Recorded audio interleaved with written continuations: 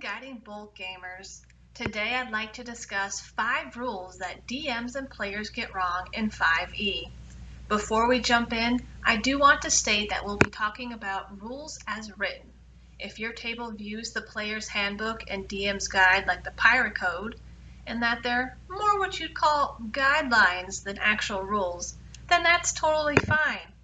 Feel free to throw out the rules you don't like and make alternate rulings based on what works for your table.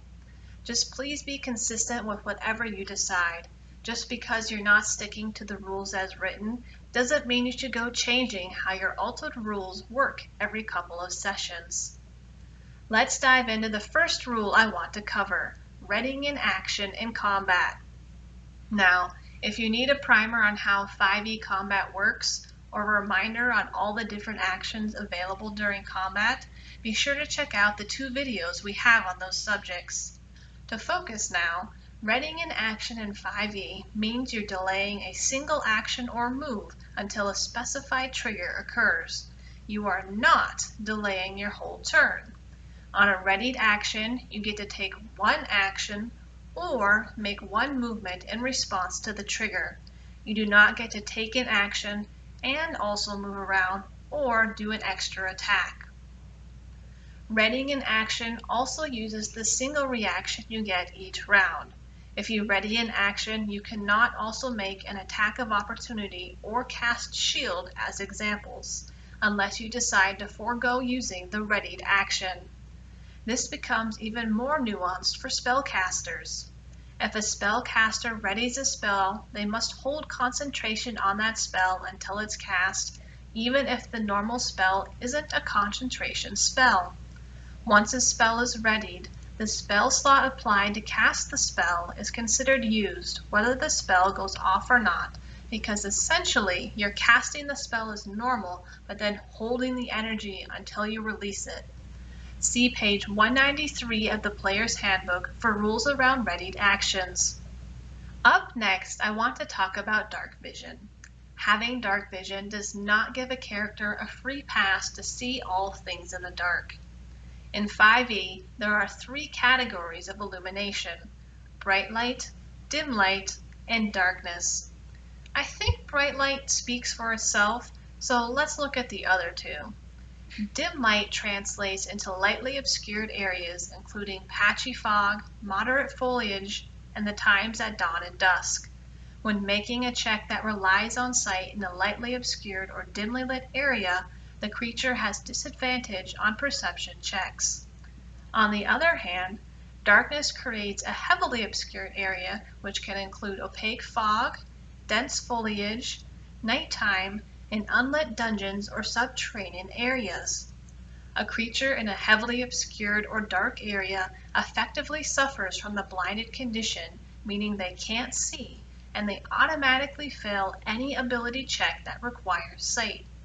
In addition, attack rolls made against that creature have advantage, and that creature's attack rolls are at a disadvantage. So how does dark vision play into this? Having dark vision allows a character to see in dim light as if it were bright light, and allows them to see in darkness as if it were dim light.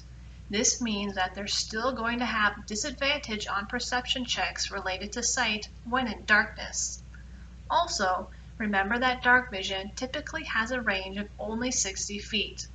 This limitation doesn't often come into play in closed-in dungeons, but if you're in a big cavern or open plain at night, you'd better believe there's something nasty waiting out there that's outside your line of dark vision. Additionally, within darkness, a creature with dark vision cannot discern color. They only see in shades of gray. So you'd better still pack some spare torches to help you solve that subterranean puzzle that relies on colored clues, or to discern that those wet cave walls are actually coated in fresh blood, not water. See pages 183 and 185 of the Player's Handbook for more information about light and vision. The third thing I want to talk about is rolling a natural 1 or a natural 20. These dice rolls only have special meaning for attack rolls and death saving throws. A nat 20 on an attack roll means a critical hit and you get to roll damage dice twice. A nat 20 on a death saving throw means you regain 1 hit point. A nat 1 counts as 2 failures for a death saving throw. Outside those things, a nat 1 or 20 have no special bearings, and they do not mean instant success or failure on skill checks. Just because you rolled a natural 20 when trying to persuade the king to hand over all his lands doesn't mean he's just going to do it. It may mean, though, that he laughs off your remarks as a good-natured joke instead of getting angry and throwing you in the castle dungeon cells. I talked a lot about resolving things like skill checks in our social interaction video, so I'll let you watch that if you want more depth on the topic.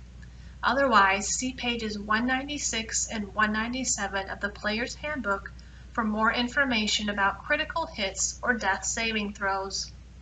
The fourth bit of rules I want to talk about surrounds multiclassing. I enjoy multiclassing, so I've become quite familiar with this section of the Player's Handbook. The first thing I want to point out about multiclassing is that there are prerequisites a character must meet before multiclassing into a new class. For example, you must have a minimum strength ability score of 13 before taking a level in Barbarian. And when you do take that first level in a new class, you do not gain all proficiencies of that class. You only gain a subset of them. The final thing I want to call out about multiclassing is spell slots. The spells you know and can prepare will align with each individual spell casting class you're in, but if you've multiclassed into 2 or more spell casting classes, then there's a special formula for calculating your spell slots.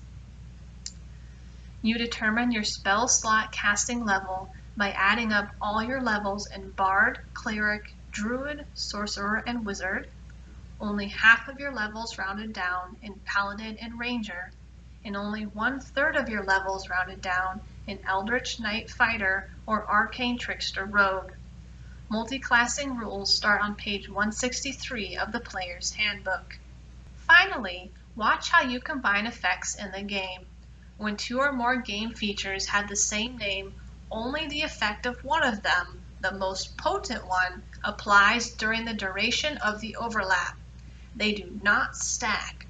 A game feature includes spells, class features, feats, racial traits, monster abilities, and magic items.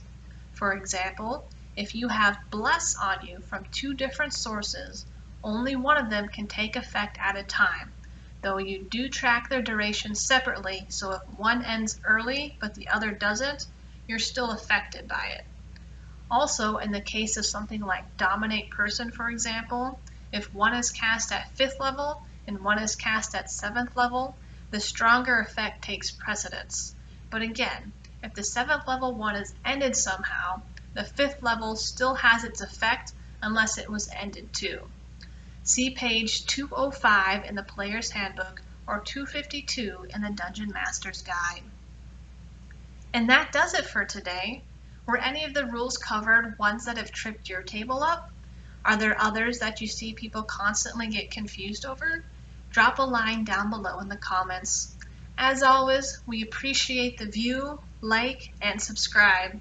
If you'd like to support the channel even more, please feel free to use our Amazon affiliate link down below to do all your Christmas shopping.